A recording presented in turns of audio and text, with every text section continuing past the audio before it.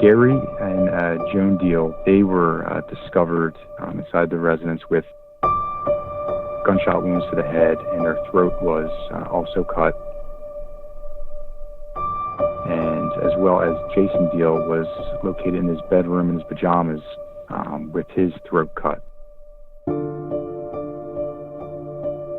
It was the night before Halloween, 1978. You might miss Folsom, New Jersey if you are not looking for it as you're driving on the Atlantic City Expressway. It's a small town, maybe 1,800 people in the southern part of the Garden State. Can't really call it a beach town or a suburb. It's a 30-minute drive from the Atlantic City Boardwalk, closer to Philadelphia than New York. People here are proud, and they boast about that time New Jersey Monthly magazine listed it as one of the best places to live in the entire state. Family-friendly, wholesome. Small enough where it's hard to keep a lot of secrets, about the same as it was here back in 1978. Everyone knows just about everyone, and anyone who knows about what happened here that October night all those years ago will never forget.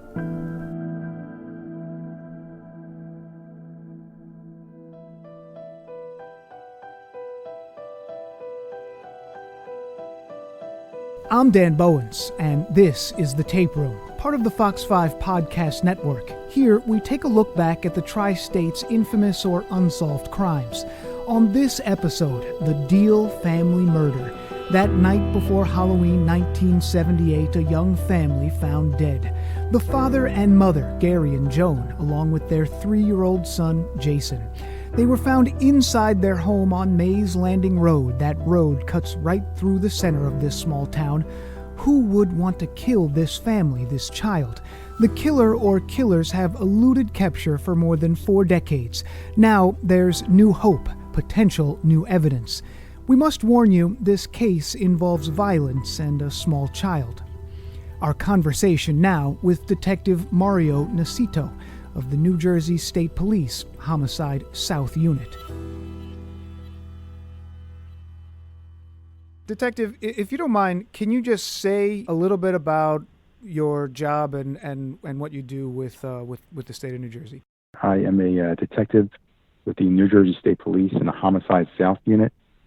We investigate active homicide investigations as well as cold cases that the state police, have acquired throughout the years.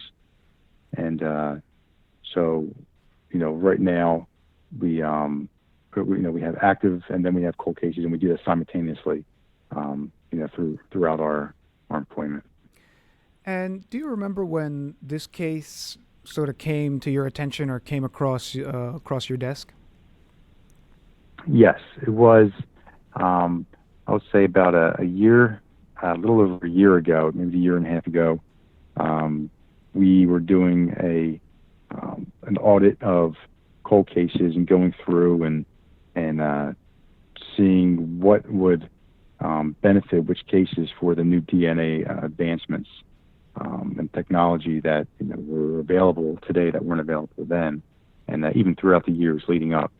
And this investigation, I started reading over and kind of inquiring about it from previous detectives who also had a hand in investigating it throughout the years. And it, sparked my interest, and with, learning more of the details of the investigation, with the possibility that this might be a great candidate for, resubmitting evidence that was collected from the scene back in 1978. And I want to get to that DNA part of it because that's such a huge part of it, but just put that aside just for now and talk a little bit about this case, because I imagine even the first time a veteran detective like yourself, when you see a case like this, some of the details involved, it has to stand out from just about anything that you've probably worked on. Is that right? Yes. It well, reviewing it, it is a triple homicide, and I'll tell you, a couple of the facts about the case. The state police, New Jersey State Police, they were dispatched to Mays Landing Road in Folsom, which is in Atlantic County in New Jersey. That's down near, closer to Philadelphia. It's down in sort of the southern part of New Jersey. Yes. So they were dispatched there on October 30th, 1978. It was called in by family members of the victims, and the victims were located within the house by the family due to the family not hearing from them throughout the weekend. And it was the family was Gary Deal and Joan Deal, age both 26 years old, and Jason Deal, age 3. And they were all located within the house, deceased. So the family contacted the state police, and when the state police arrived, they began their investigation, and they conducted numerous interviews throughout the years, between witnesses, family members, co-workers, acquaintances of the victim's family, and they proceeded to run down the leads and exhaust the leads, and this lasted for over 40 years now. And so here we have this young family, 26-year-old couple, young son named Jason, and it really stands out not only because it's this young family, but just the brutal nature of this crime. And that's a part of it. Can you talk to us about some of the details about what's been made public about this case? Yes. So Gary and Joan Deal, they were discovered inside the residence with gunshot wounds to the head, and their throat was also cut. And as well as Jason Deal was located in his bedroom in his pajamas with his throat cut. And Joan Deal was upstairs in her bedroom, found naked on the floor, and Gary was by the front door, right in the hallway. And with that information, this is someone who was shot and had their throat slit, a boy who was murdered in this way. What does that say to investigators at first? It seems like something different than a burglary gone wrong, or something that someone just sort of stumbled into. Is that fair to say? Just the brutal nature of this crime, it has to set off almost a different set of red flags for investigators when some of that details start to come out. Oh, definitely. It definitely stuck out, especially today. You look at that, and it's personal. It wasn't just a random entry inside the house, like you said, for a burglary. And Folsom is a small town, in the southern part of New Jersey. And is it a place where crime would have been common, where there would have been some kind of, were there burglaries in the area, or people being robbed on the streets in the late 1970s, or what kind of town was it at that time? No, it wasn't a high volume crime area at all. But you did have transient people coming through, and things like methamphetamine and those drugs were popular back then. But in that area, in actual Folsom, it was not a high crime area to result in something like this. And so where does the investigation go? Do they have to look to see if there was tension between the father and the wife, Gary and Joan? Do they look to see if there's some kind of extramarital affair, or if he's involved or she's involved in something? What kind of things do investigators have to start looking at that point? Well, you have to start from pretty much a blank, blank piece of paper, and investigate everybody, looking at everybody's life, all the details. Gary, Joan, who they associated themselves with, their family, their relationship, and it kind of spiders out from there. And then you talk to coworkers and see if anybody was involved in anything, or somebody did not like the family, or just Gary or Joan. So the detectives back then, they did everything. They went down all those roads. They investigated every single detail, spoke with everybody they could that was developed at that time. And there was at the time persons of interest who were identified. However, with looking into everything with the evidence, and there wasn't enough to substantiate any criminal charges against any one person. And so, what did Gary do? I mean, what were Gary's? Was he sort of the provider of the family? Was he working? And what was Joan doing? I mean, what kind of a family was this? Um, they were a very well liked family. Gary was providing for his family. He worked in garages, and he had odds and end jobs. So he would really provide for his family, and they had a lot of friends, and they you know there was really no tension or issues that investigators saw initially that was going on. So he's a blue collar kind of worker. I mean, he's just getting the work where he can. He's sort of doing the work. He's just trying to take care of this young family of his. Yes. And what do we know about her? What about Joan? Stay at home mom, or what do we know about her? Yes, they were mom. She, very supportive of, Gary, and took care of Jason. They, like I said, they had a lot of friends, and they were, well known in the area for, being a wholesome family. And then the question is, why would anybody want to kill them? There's a lot of information, a lot of details that were investigated into, and there are some things that possibly Gary might have had going on with other people, or knew other people who were doing the wrong thing for a reason or a motive for something like this to happen. What are we talking about here? Is that like something involved in drugs, or something involved in gambling, or is that something that's sort of on the side there? Right. Yes. Yes. Right now, it's still under investigation. I can't give too much information on a probable, explanation on why he was, or why the family was targeted. But there is and has been information, throughout these years to identify persons of interest who we're still looking into today, who are alive today.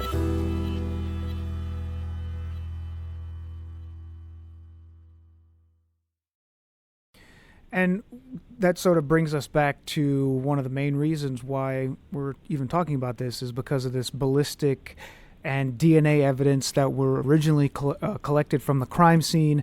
And what we know is that they've been resubmitted, additional testing, and it's these technological advances. Talk to me about what those are, and sort of how you think it may be able to help this case.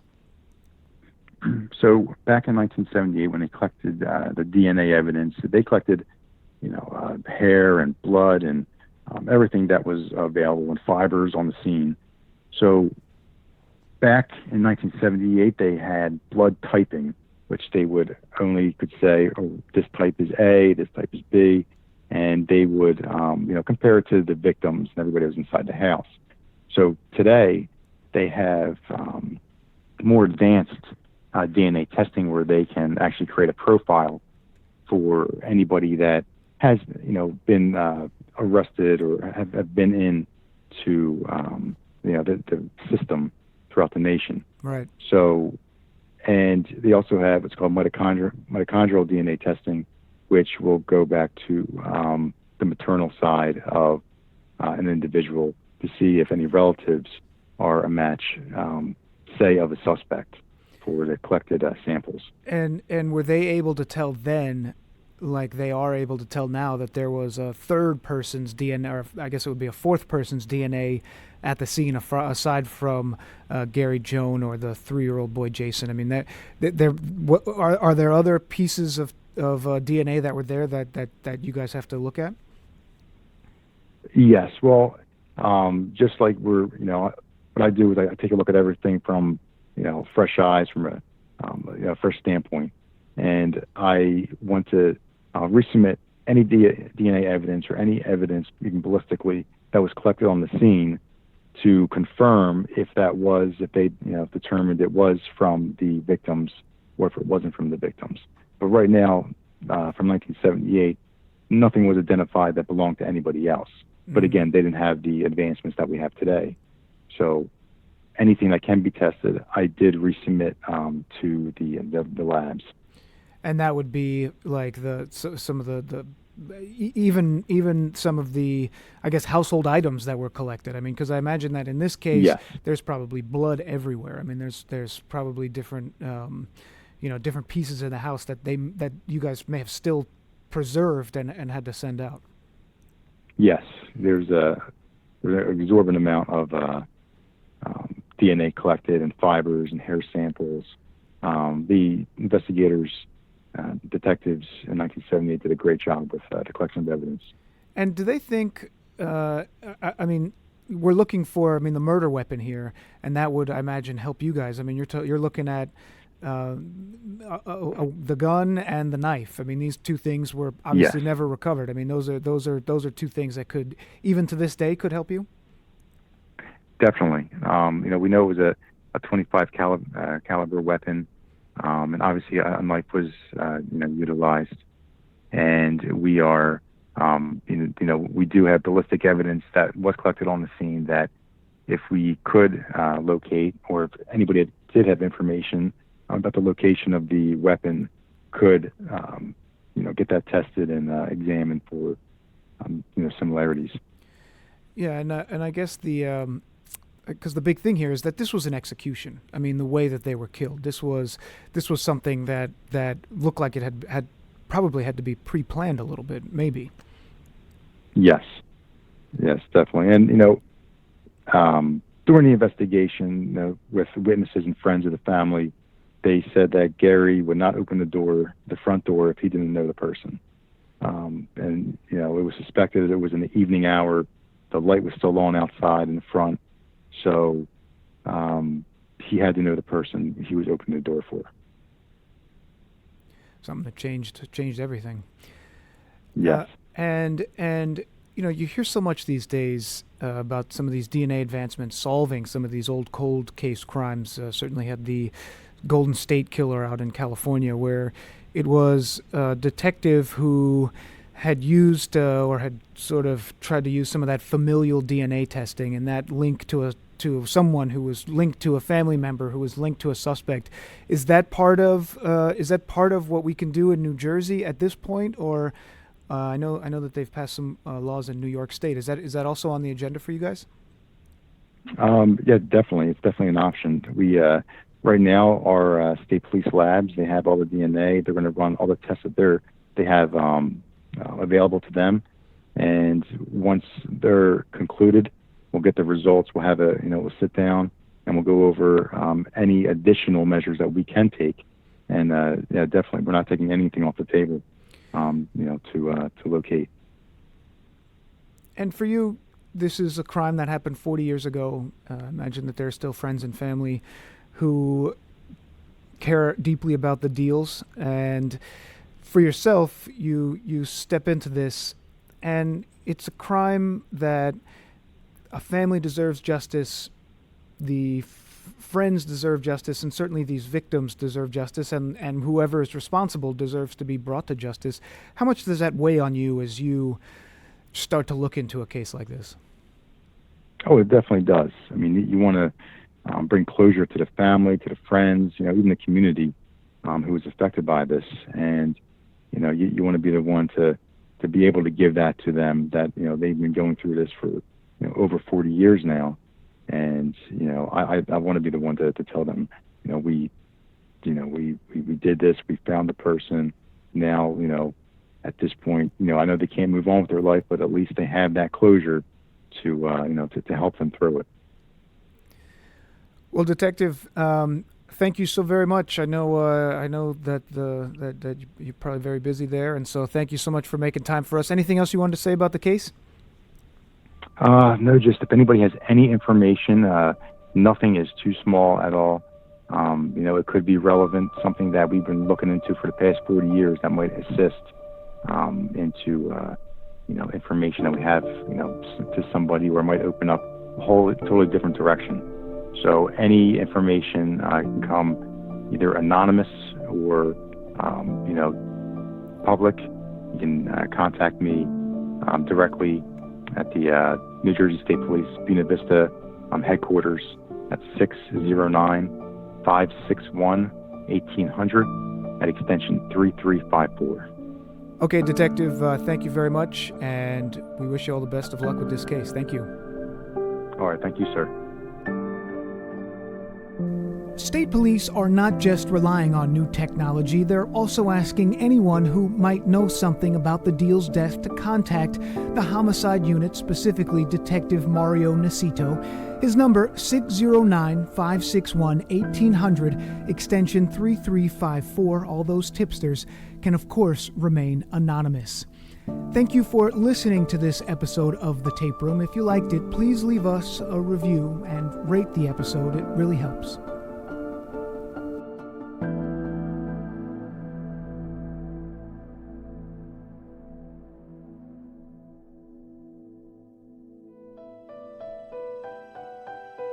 The Tape Room is part of the Fox 5 Podcast Network. I'm your host, Dan Bowens. This episode was recorded, edited, and mixed by Matt Onimus. Our executive producers are myself, Matt Onimus, and Ahmad Asghar. Byron Harmon is Vice President of Fox 5 News, and Lou Leone is Vice President and General Manager. Stay tuned for the next episode of The Tape Room.